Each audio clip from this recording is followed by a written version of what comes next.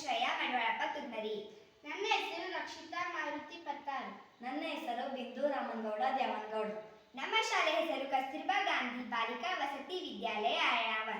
ನಾವು ಈ model square ಅನ್ನ ಹೇಗೆ ಮಾಡಿದ್ವಿ, ಯಾವ ಉಪಕರಣಗಳನ್ನ ಬಳಸಿದ್ವಿ ಅಂತಂದ್ರೆ ರಟ್ಟು, ಪೇಪರ್, ಸೀಸರ್, ಕಡ್ಡಿ, ಶಾರ್ಪ್ನರ್, ಸ್ಕೇಲ್, ಎರೇಸರ್, ತ್ರಿಜ್ಯ, ಪೆನ್ಸಿಲ್, ಗ್ಲೂ ಗನ್, ಪ್ಯೂಕಲ್ ಈ ತರ ಉಪಕರಣಗಳಿಂದ ನಾವು ಈ ಮಾಡೆಲ್ ಅನ್ನ ತಯಾರಿಸಿದ್ದೀವಿ. ನಾವು ಈ ಮಾಡೆಲ್ ನ ಹೇಗೆ ತಯಾರಿಸಿದ್ವಿ ಅನ್ನೋದನ್ನ ನನ್ನ ಸ್ನೇಹಿತೆಯಾದ ರಕ್ಷಿತಾ ಪತ್ತಾರ್ ಹೇಳುತ್ತಾಳೆ.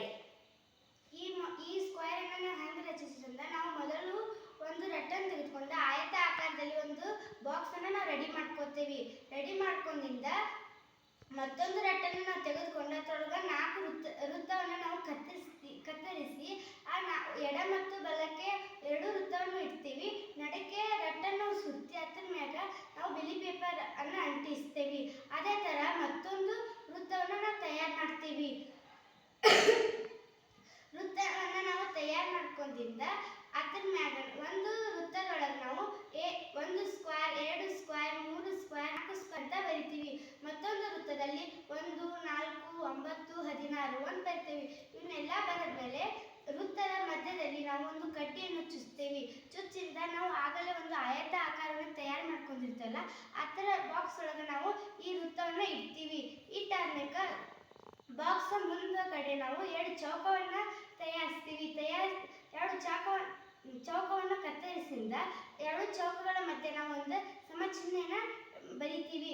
ಬರೆದಿಂದ ಹಿಂಗೆ ನಾವು ತಿರುಗಿಸ್ಕೊಂತ ಹೋದಾಗ 1 ಸ್ಕ್ವೇರ್, 2 ಸ್ಕ್ವೇರ್ ಅಂತ ಬರ್ತಾವು.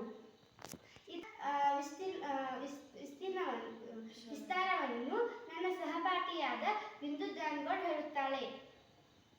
ಈಗ 6ನೇ ತರಗತಿ ಮಕ್ಕಳಿಗೆ ಸ್ಕ್ವೇರ್ ಬಗ್ಗೆ ಹೇಗೆ ಈಸಿಯಾಗಿ ಹೇಳ್ಕೊಡೋದಂತ ಅಂದ್ರೆ, ಈಗ 1 ಗುಣಿಲೆ 1 ಸ್ಕ್ವೇರ್, 1 ಗುಣಿಲೆ 1 = 1, 2 ಗುಣಿಲೆ 2 = 4, 3 ಗುಣಿಲೆ 3 = 9, 4 ಗುಣಿಲೆ 4 = 12.